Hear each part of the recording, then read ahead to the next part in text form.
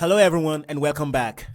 So, today we are trying to talk about the hate speech code, the new hate speech code by NBC.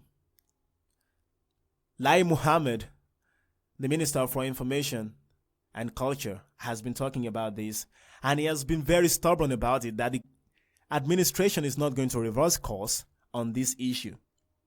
Now, the hate speech code has been criticized as being a form of trying to gag political opponents, trying to stifle free speech.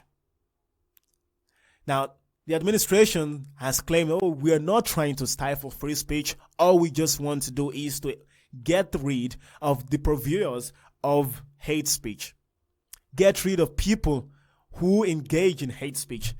Now, the clearest you can get about the definition of hate speech in the nation, at least by this administration, is that it is meant to prevent people from speaking incendiary things, from saying incendiary things that could cause violence, that could cause fightings, and that could cause all forms of conflicts between different tribes in the nation. And we all understand that this nation, we have a whole lot of tribes, a whole lot of animosities between tribes, the northerners against the southerners.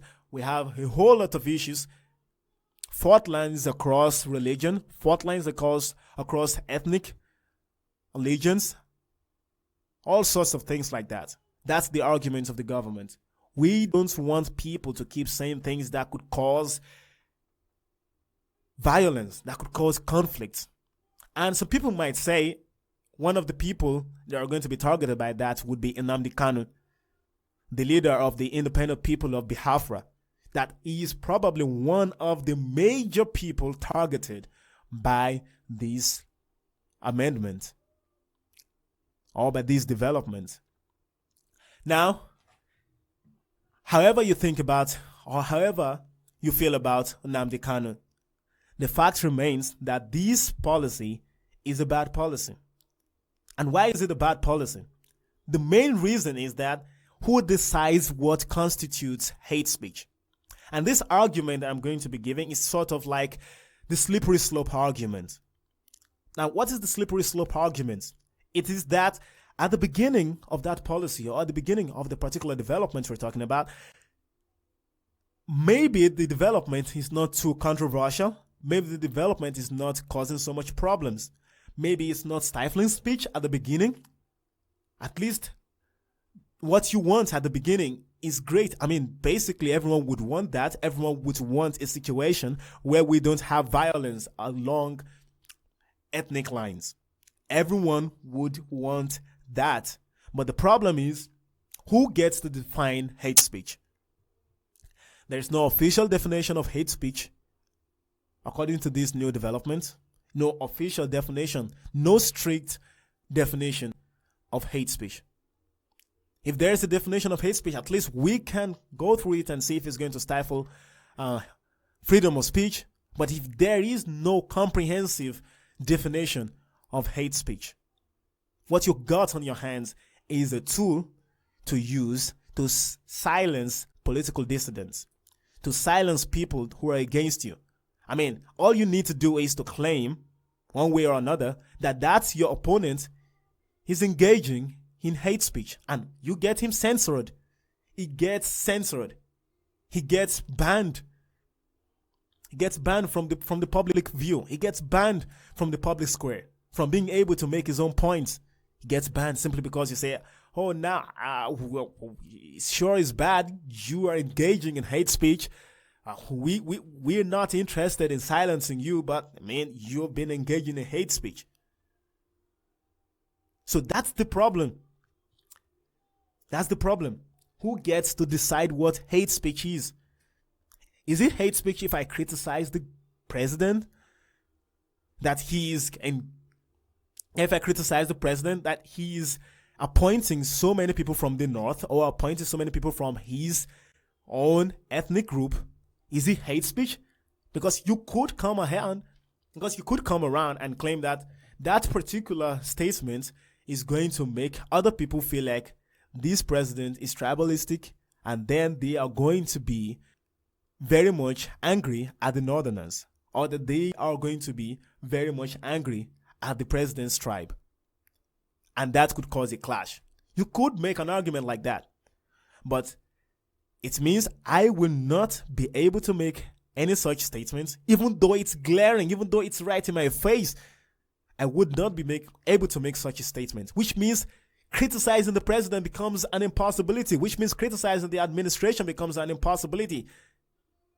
As long as it has to do with maybe favoritism in aspect of religion, favoritism in the aspect, any form of thing that you could claim is corruption becomes hate speech at that level.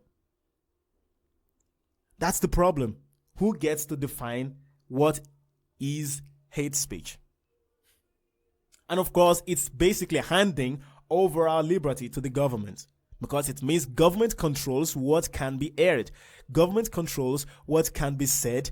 Government controls every single thing. We are not in a military dictatorship. Even in the military dictatorship periods, people still try to speak up, even though they were going to get arrested. But now you have a law in a civilian government